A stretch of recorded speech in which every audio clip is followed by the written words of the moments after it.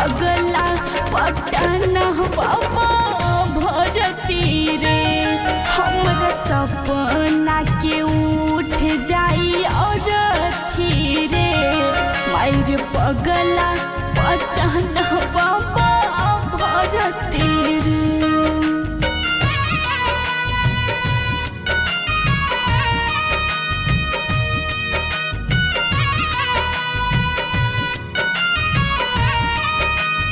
माँ Vaishno recording studio Delhi.